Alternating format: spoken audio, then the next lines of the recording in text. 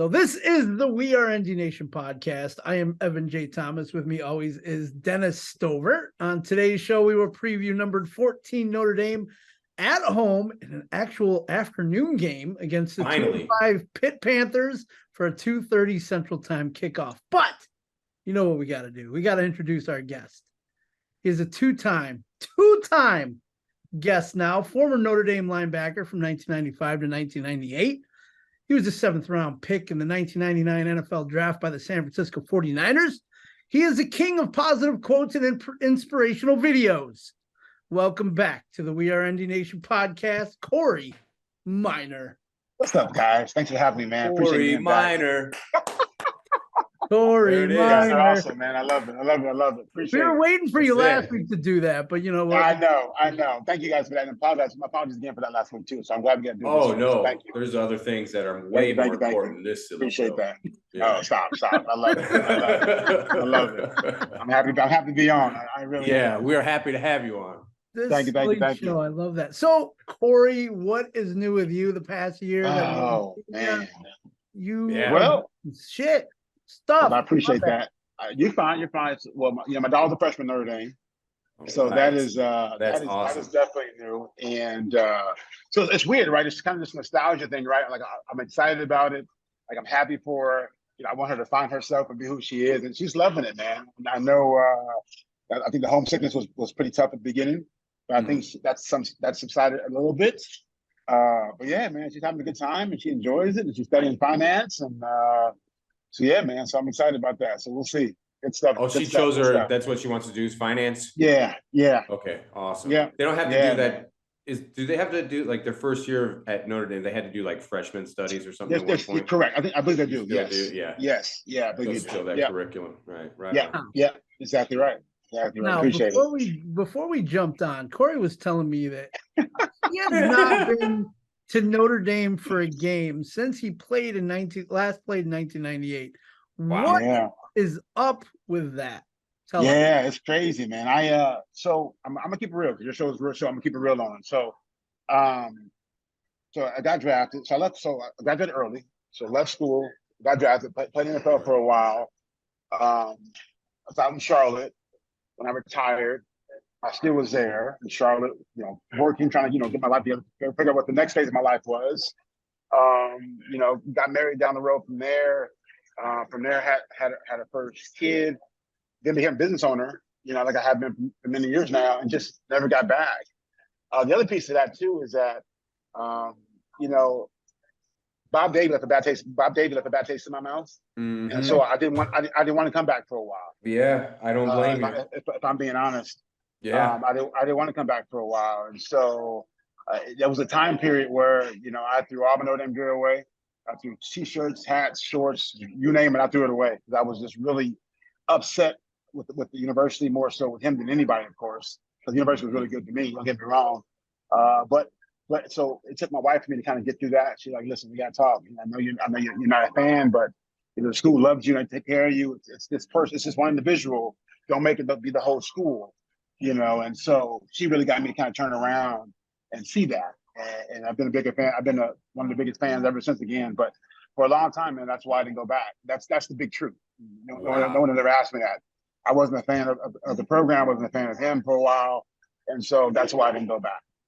So obviously you're not the only one that has been rubbed the wrong way. Obviously they were saying this past game, the USC game, after Notre Dame won, that Joe Montana was basically pushed out by Brian Kelly. I mean, I don't understand that at all. Wait, by Brian Kelly? Yeah, they said that Brian Kelly didn't really like having the old guys around. Correct. Take the spotlight from them. Correct. I heard that too, and so wasn't the biggest fan of him either. I heard that as well. I heard that as well when guys would go back. I think Joey Gethro went back, and they showed him no love. When I went back 2 summers ago, and I went to the camp. I met Coach Freeman. Tommy Reed showed me love. Coach Foley, they walked around the campus, walked around the facility. So they showed me love, and I appreciated that. But I heard during that time with Brian Kelly, a lot of the guys did not go back because they didn't feel love at all. And that's just, when you watch SC, if you go to SC game or put SC on TV, everybody's back on their sideline. Yeah, I whether don't you're know a why you walk-on, would. whether you're a walk-on or whatever, I don't get it either. I had never understood that because you're not the first, and I think there's actually some former players that we've had on our show have said the same thing. They didn't feel welcome or didn't go back because Brian Kelly was the coach, and I don't understand that to save my life. I don't know why you wouldn't want all that. That's a recruiting tool there in and of itself. 100% agree with you. I think so, yeah. And it just didn't make any sense to me why he would push that off, especially Joe Montana. Yeah, of all people, right? Like I mean, of all people, Joe Montana. Freaking Montana. Right. Yeah, it's so true. That's really ridiculous. So true. So true. Do you watch that game? Were you at the USC game, Kory? No. I wasn't there, but I definitely saw, being in Southern California, I get bragging rights again. You know what? Yeah. But you know what's funny for me? It's not even SC grads. It's people who didn't go to SC. Oh, we're gonna beat you. We're gonna beat you today. You think where'd you go to school at? Oh, Mount Sac. What are you talking about? yeah. It's always people who didn't go there. Me and my good buddy Jalen McCutcheon, who played at SC, we played NFL for a while. We're in the same class, coming out of high school. We don't ever talk about it. Like if he wins, he don't bring it up. If I win, I don't bring it up. We just don't, because we know it cuts to our core. So we don't do it. You know what I mean? Right. And so it's always the guys and gals who didn't go there who were like, we're gonna kick your butt. Where'd you go to school at? Oh, I went to UC Santa Barbara. Shut up! Why are you talking? You have no dog in the fight. You have no dog in the fight at all. Yeah. So I think Dennis had a question for you about your about playing USC. Dennis, did you? Yeah. What was one of your favorite moment as far as whether it was winning or I'm sure it was a win, but was it a hit? Was it a play? Was it maybe some other play that got the team fired up? There's a couple. The first time, listen, for me, that was a home game for me, right? I need like 40 tickets for the home game. Yeah, that's right. When I come out here, because I'm from here. So that was always a plus, right? To be in the Coliseum in front of my family, that was always great. Family and friends. And then my freshman year to get a sack in the end zone, get a safety. My freshman year against Kyle Wildhawks. That was really, really awesome. Who was their Q? Was it Rod? It wasn't. No. Who was their quarterback? Kyle Wildhawks. Okay. Yeah. Wow. Kyle Wildhawks. So that was really awesome. I remember Burt Berry picking me up. I was like, Burt, put me down. Burt, put me down. That was a play that I'll never forget, man. So many great memories. Playing against my buddy Dalen, my buddy Rodney Sermons, both went to my high school. We're SC grads and played at SC. So definitely memorable, phenomenal rivalry. I'm glad we still have it. I hope we never lose it. So what was it? Did we hear last week or something? Here we go. That with the guest on our show a couple weeks ago, Kory had mentioned that there's rumblings, whether or not this is true. It's just rumors, but it's fun to talk about, right? That's why we do these silly shows. He had mentioned that the USC spoiled children's athletic director was going to essentially pigeonhole our athletic director and the Big Ten by saying if we don't, because everything's going to change next year. Yeah, it's going to be crazy. Maybe we'll get to that in a minute. But it essentially making us where we'll have to join, like he would take SC and Notre Dame off the table, and that we wouldn't play ND anymore. That SC would not play ND anymore. Have you heard anything like that? You know what? I have not. That'd be a travesty if it did. And I think there's probably a lot of people on both sides who would not want that. Unless they just had a full schedule of packed Big 10, Big 12 games where they couldn't play us, right? Because they're so full. I can see that. But just not playing because we're not in the conference, they don't play us. I have a hard time with that. I mean, it's the biggest intersection rivalry ever. Right? Yeah. And so I mean, and we at both sides. First of all, SC fans, whether they love us or not, they love going back to South Bend. They do. They know it. They won't say anything about it. They love going back to South Bend. We've been to a couple games and they travel real well. Yeah. So, they love going back there, seeing the facility, seeing all that. So I mean, anything is possible, but that'd be tough. That'd be tough to swallow to see that. Mm-hmm. No, I hate to bring up SC more, but obviously they lost this past week again to Utah. Yeah. Did you see that crowd at the Coliseum? It was like they left 3/4 full. Yeah. What's up with that? One thing about California fans, because we have so much going on, we're fickle. So, I mean, the weather's always perfect. Yeah, it is, right? So we're 20 minutes, bar in traffic. comments from the beach, from the mountains, and from the sand, Right. right? So, from the desert, excuse me when I say sand. So if you're not a good program, a good team, we have stuff that we can do. We got tons of Right. amusement parks, we got tons of shopping. It's Yep. California, so It's true. you know when teams There's don't do shit to do well, in the like, Midwest, Evan. that's true. It's true. It's like football or nothing during the No, football. it's so true. Yeah, man. You're so It's right. like when Tampa Bay was in the playoffs in Florida. There was nobody going to the baseball game. It's a playoff, you know. It's you Yeah. shouldn't have a team there, you know. It's Yeah, just, for sure, there's something to do. for sure. Something to do. All right. For So sure. obviously we all saw that Notre Dame won 48-20. There's some things going on that I've heard over the past few weeks. Dennis brought this up to me. If Notre Dame wins out and ends up 10-2 this year, will they get a New Year's Eve bowl, or could they even? They might not get a New Year's Six, Make- they say, because there's so many good teams. I mean, you could come down, it could, in theory, or whatever, hypothetically, whatever you want to say. Hypothetically, There could Penn State, Ohio State, and Michigan could all be one loss. 11-1 or whatever it is, and then who plays for the like how do they decide that?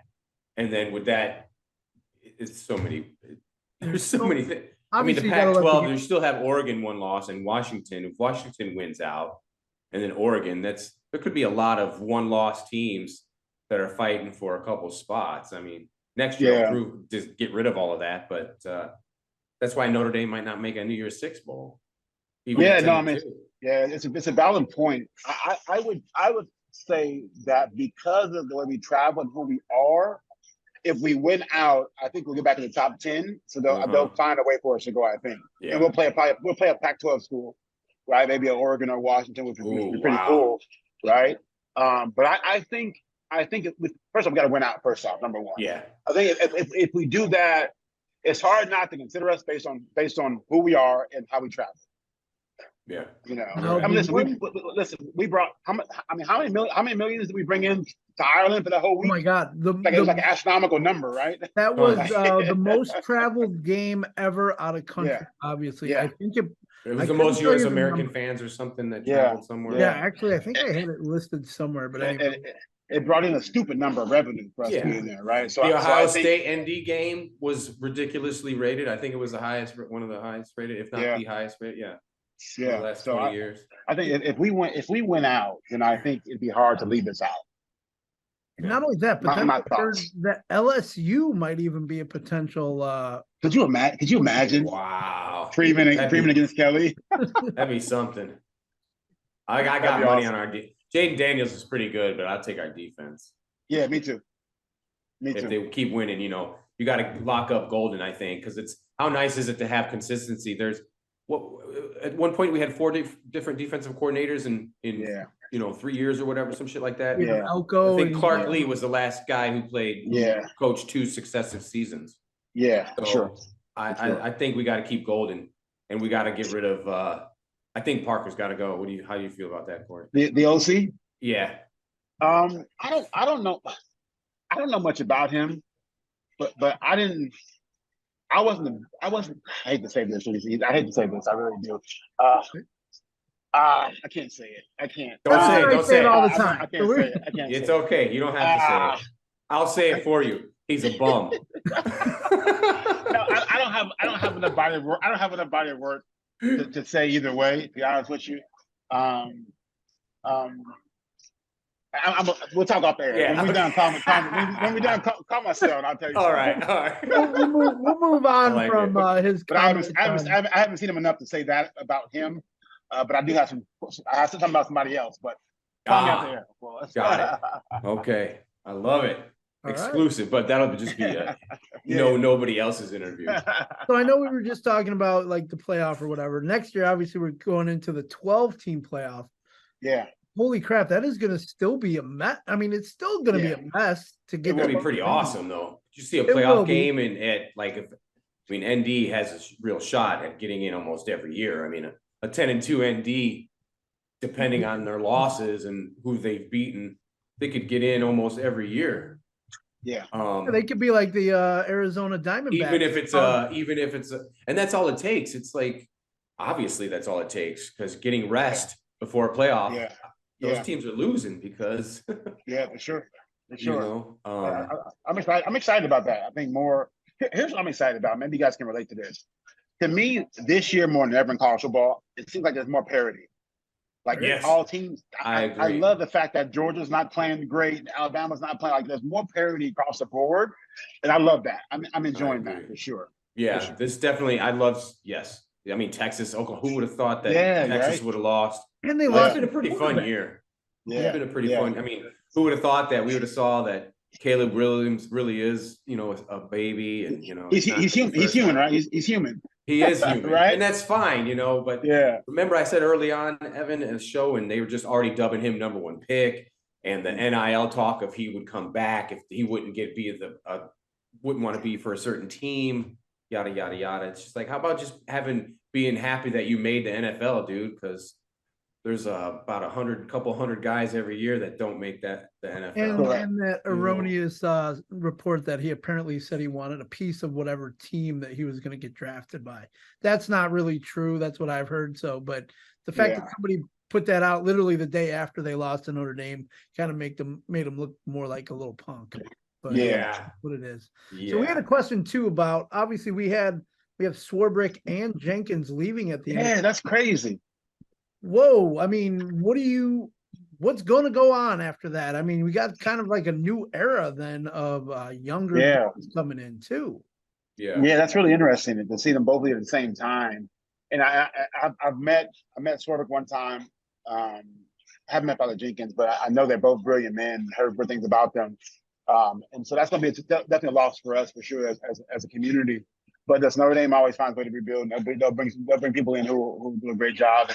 And we'll keep. I remember when Monk Malloy was gone. That was my year. I was in that time with Monk Malloy, and so he was like, "Why he's not gonna be there anymore?" But that's Monk Malloy, And then Father Jenkins, and like, "Oh, okay," So Notre Dame will do a great job of bringing the next person in for both roles. I know the AD role person is already filled, but for that role, and we won't miss a beat. Yeah. So the AD that's coming on, I forgot his name, but didn't Lisa Kelly say he's like 52 years old? Yeah, he's from NBC, right? He's an NBC guy, isn't he? Mm-hmm. Yeah. Young dude. Really cool. So you That's got some young meat coming in, maybe a new thought process. I hope, if anything, because now that with the 12, I can't even say it, the 12-team playoff format. There it is. Notre Dame doesn't have to join a conference. I was really thinking that they probably would, but now my argument kind of goes out the window. Although I still think they maybe should, because the way the landscape of college football is heading. But with that being said, I just hope he at least gets us out of that silly ass ACC deal with the football. I just don't. Sure. No, I get it. Yeah. I didn't know we were in ACC with all sports except football as far as the conference. But we're hockey, Yeah, but hockey's in Big Ten. Right.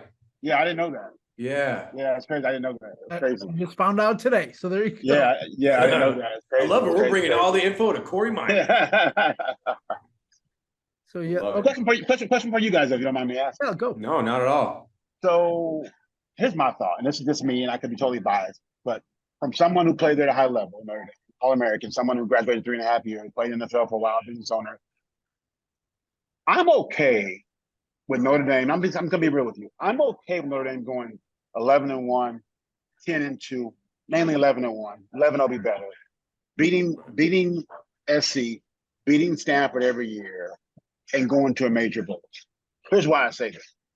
We are not going to do what Alabama and Georgia do. We're not. And I'm okay with that. Mm-hmm. Right? Right, okay. Also, we can't go after all the guys they go after from an academic standpoint. Right? And I'm okay with that, because that makes us who we are. That's why we're unique. That's why it's not for everybody. So for me, as someone who played the game with All-American at a high level, if we go 11-1, 11-0, 10-2 max, and go to a New Year's Day bowl, to me, that's a win for us. That's just how I feel about it. Because we are dealing with economics that we just won't do. And I'm okay with that. Like, we're not paying guys $5 million a year. We're not paying linemen $100,000 just to come to Notre Dame. We're not doing that. No. I know a lot of teams who are doing that. So for me, like, I am okay with us playing phenomenally great football, beating SC, beating Stanford, and going to a major bowl and being 11-1 or whatever, 10-2 max, 11-0. For me, I'm okay. So I'm laughing because I agree with you. Yeah. And Dennis and I kind of go back with this during our Sure. messages during games. Dennis always wants Notre Dame. And yes, I would love it if they were 12-0, 11-0. Sure, for sure. I would For sure. love We it. all would. This isn't 1998. This isn't 1977. This isn't 1973. It's not going to be like that anymore. It's a new era. Like you said, there are teams that pay players $5 million a year. Yeah. We're probably not going to do that. So, like you said, for 11-1, 10-2, 9-3, Yeah. I'm okay with that. Yes, it sucks Yeah. to lose to teams Sure. like USC, Like in Louisville. Ohio State, Yeah. to Clemson. It sucks to lose those games. Yeah, We should be winning sure. those. The games we shouldn't be losing are the Louisville and Correct. the Marshall Correct. game and stuff Correct. like that. Correct. So I'm on par with you because it is a different landscape of the game. Those teams were not like they were now or then. I mean, back then you had Oklahoma, you had Texas A&M, Yeah. Texas, you had those Georgia. That's kind of how I see it too. Dennis? What about you, Dennis? I see it as Here we go. Here we go. Here we go. Go. I want to hear it. you have a bet. I don't care if we went 9-3. If we have a chance to play for a fucking national championship, Sure. then I want it. I get it. I'm with you. I'm with you. I'm with you. Because if it's, and we don't have to pay anybody $5 million. I don't expect ND to, but to think that 50 of those schools won't, the NBC contract doesn't mean anything anymore. It used to be, oh, Notre Dame has their own network. Well, not anymore because the Big Ten is on NBC now. Yeah. And they play Saturday 2 games, and unless Notre Dame's playing on that Saturday. So throw that out the window. Notre Dame lost their own network. To have these teams of USC, UCLA, Oregon, Washington, and all, like the Big Ten loading up like that conference, to me, depending on what happens, could end up being a better conference than the SEC.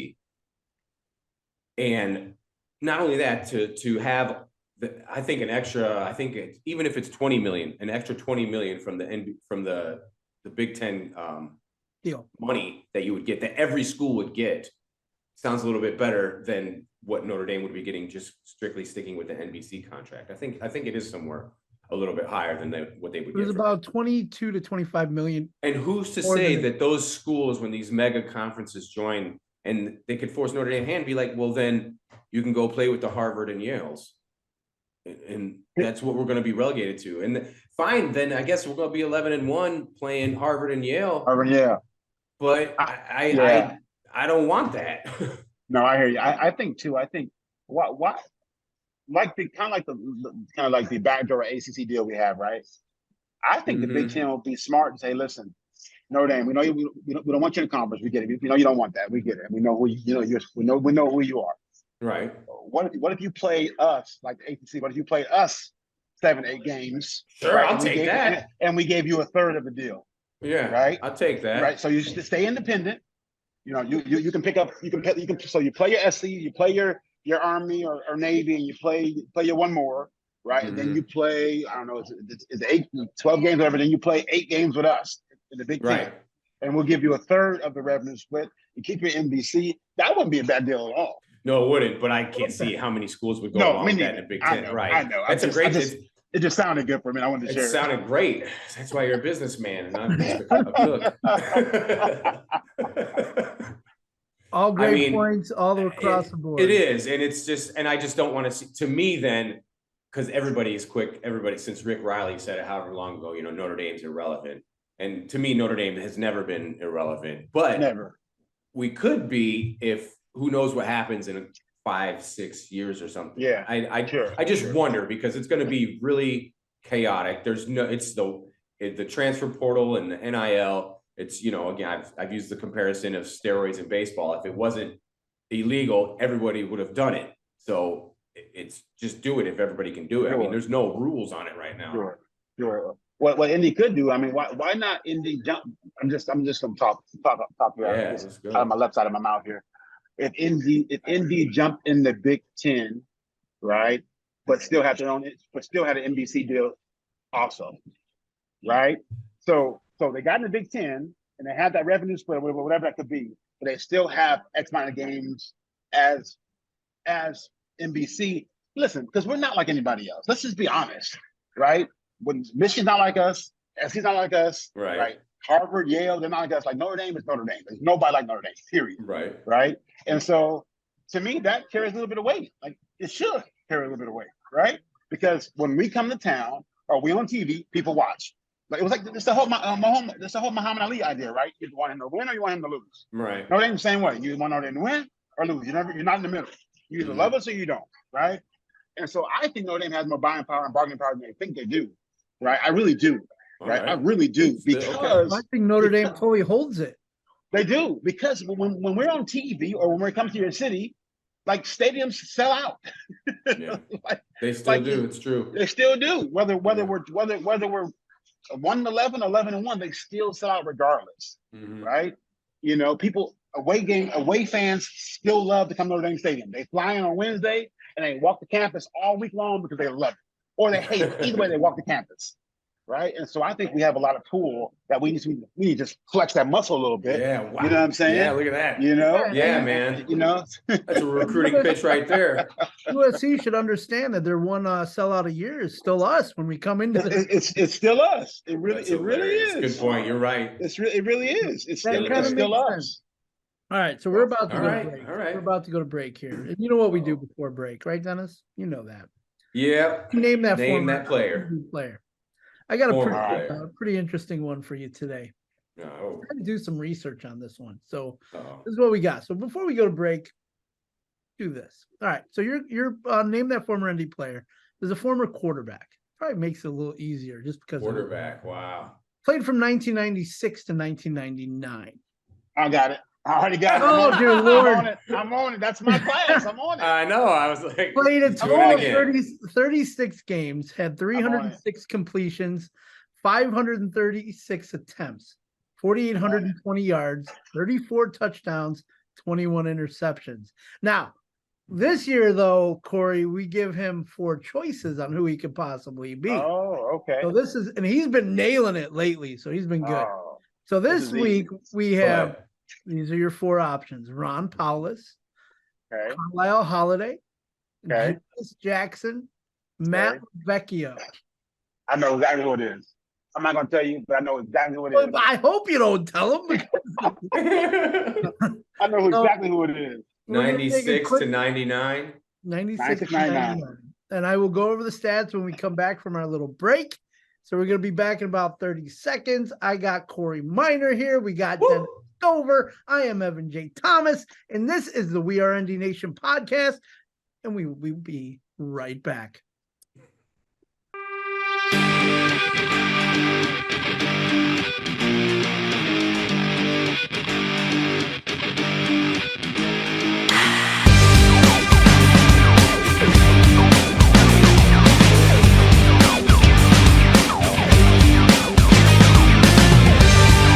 All right, we are back. This is the We Are ND Nation podcast. Evan J. Thomas, Dennis Stover, Kory Minor. And before the break, we went over name that former ND player. So, Dennis, I'm going to give you the stats and the position. And you can go from there. So we have a quarterback playing from 1996 to 1999, 36 games, 306 completions, 536 attempts, 4,820 yards, 34 touchdowns, 21 interceptions. Your options: Ron Powlus, Carlisle Holiday, Julius Jackson, Matt LaVecchio. Dennis, name them. Come on, Dennis. C. Julius Jackson. Booyah. Bingo. Number 7. That's it. Yeah, I like Julius. He's from Tupelo, Mississippi, too. Tupelo, Mississippi. Elvis's hometown. Tupelo. Yeah, I love Julius Jackson. I remember you liking him a lot. I love Julius. Julius, I thought was the second coming of Tony Rice. You know, I was like, all right. You know, he won like 2 world championships, like in like Canadian League. Doesn't he coach? He might. I haven't talked to him in a while, but I know he was playing. I believe this Canadian League. He might have won 2 chips, I think. It's like Kevin McDougal. Yeah. That's my favorite too, man. I love. Yeah, for sure. We've been trying to get him on too, man. That sucks. I love Kevin. I love me some Kevin McDougal, man. Have you guys had Tony Rice on? No. Can you help us get Tony Rice on? Yeah. I think I still have his number. we will love you with whatever you can help us with. That's for sure. All right, so we have breaking news, and I kind of mentioned this to you guys before. So we have breaking news I just saw on social media about half an hour ago. We have the first ever female will portray the leprechaun this Saturday at the Pitt game. Her name is Kaylee Kaczynski, the class of 2024. That's awesome. Will lead the Notre Dame team on the sidelines. Kaylee, congratulations, Kaylee. First female awesome. ever to portray the leprechaun. And there's some kick-ass pictures of her on social media. That's awesome. That's so great. This Saturday, obviously, we have the game against Pitt, 2-5. Finally, a day game, not one of these night games. And we have former ND players coming back to the team or to the game. Well, so Djokovic was benched, so yeah. I mean, did he really play? No, he did. He played like the first 3 or 4 games, and they're bums. Yeah, but Sibo, though, I like Sibo. He's coming back. I saw that name and I was like, I didn't know he went there. So that I forgot he transferred to Pitt. Yeah, so that's one of those where I was going over stats and saw these names pop up. So I'm going to start with Kory. What are you kind of expecting out of this week's game against the 2-5 Pitt Panthers? Well, I think the biggest thing is going to be how we respond from a high and a bye, right? That's critical, how we respond from that. So I believe we'll come out there, we'll establish a run, be physical on both sides of the ball. I believe we'll have a great game. I believe, 35-7. That's what I see. But it all depends. One thing about Notre Dame is sometimes you're not sure what team's going to show up sometimes, right? Or when they'll show up, right? The first half they might show up, so hopefully they're well rested. They've had nice time to self-reflect on their kind of what they do and how to fix that game plan for that kind of self-reflection. Kind of inner scout themselves, and then come back and play a hard-nosed Pitt team, right? Listen, I've seen some Pitt's games. I mean, they're not winning, but they're not a horrible team by any means, and they beat Louisville, so which we lost. Yeah, exactly. Right? So clean game, no penalties or minimal penalties. Number one, right? And I think on top of that, I think if Freeman have them ready, I think 35-7 we win. Nice. So I was looking at Pitt's defense, and that was one of the stats I threw in the rundown, that Pitt has 22 sacks to Notre Dame 17.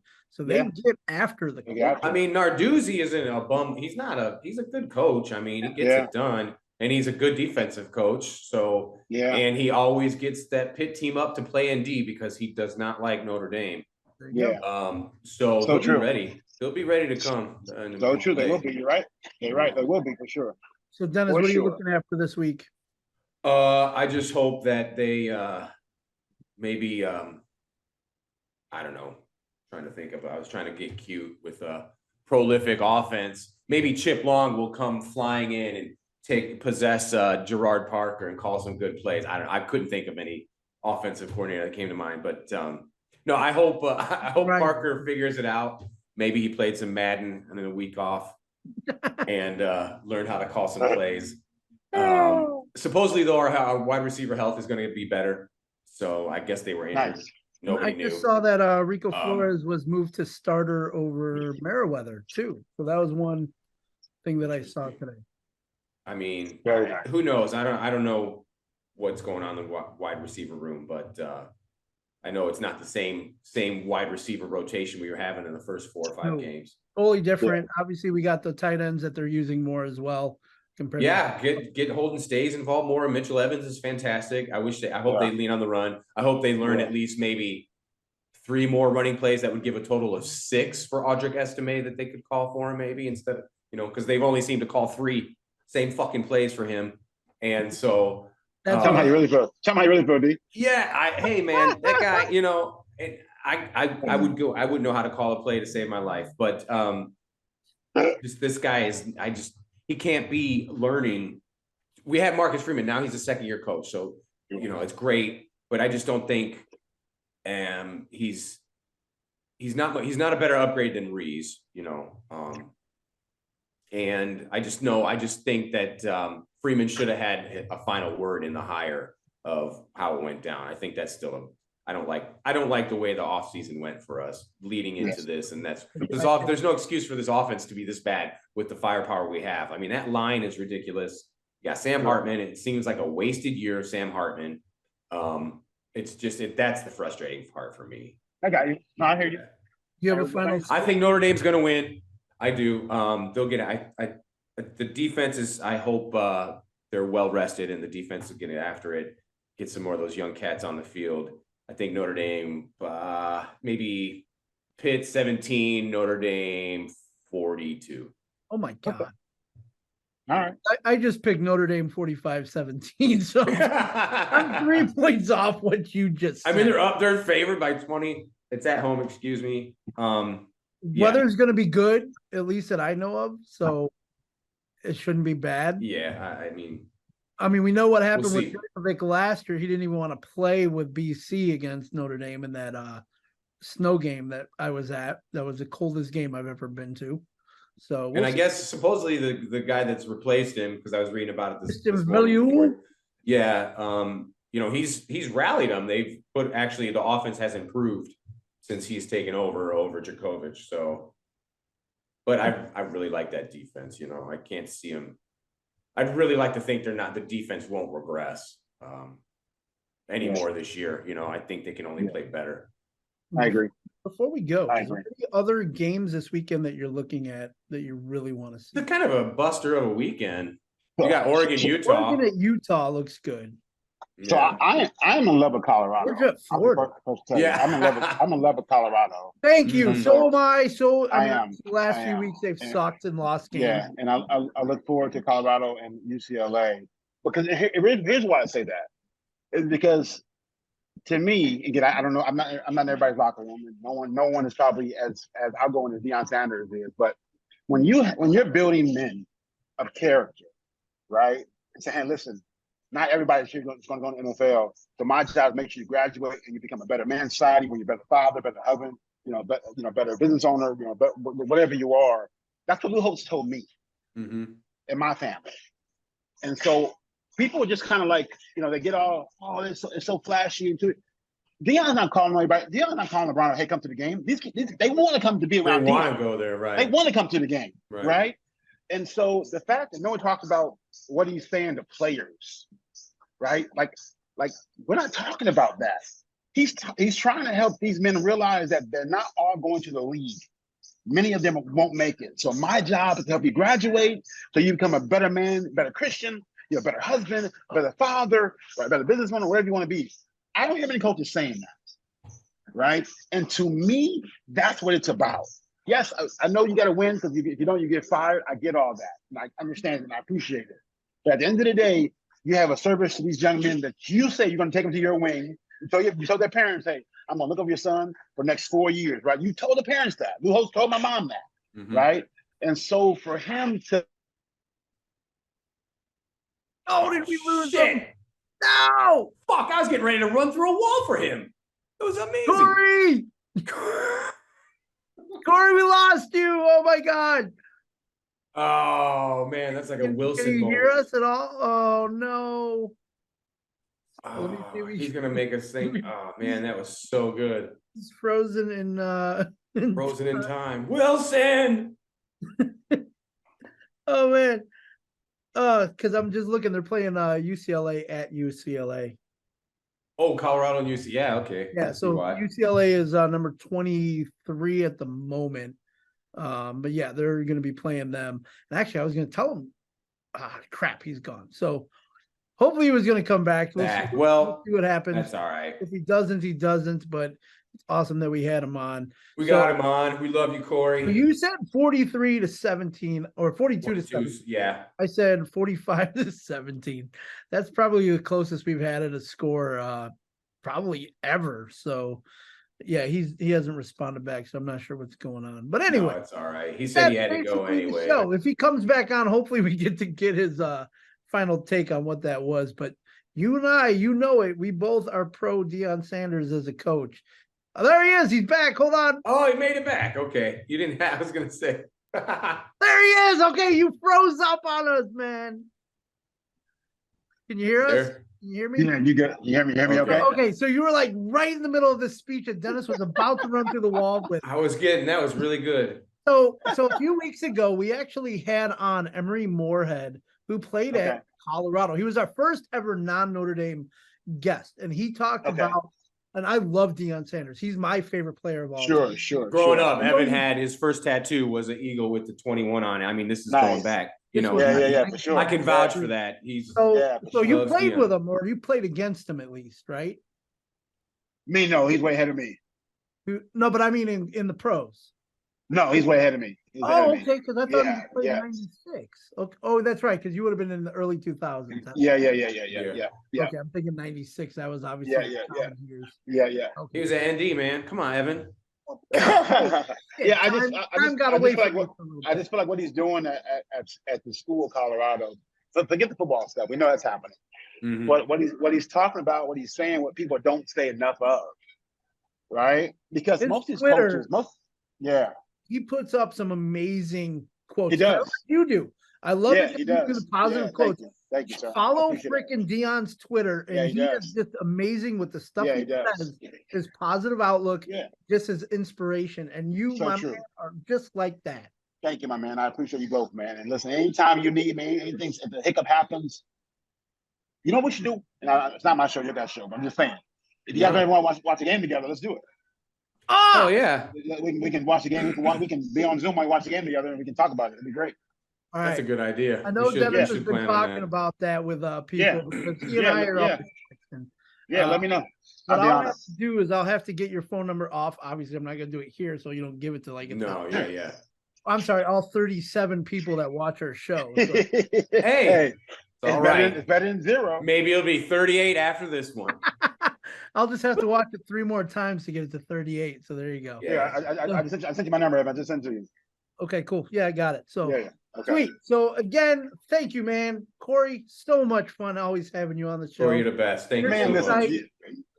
Listen, you guys are amazing. I've always appreciated Notre Dame fans, whether you're a graduate or not. Just the fact that you have this affinity for this institution that I have that is like no other, right? Mm-hmm. You can't describe it.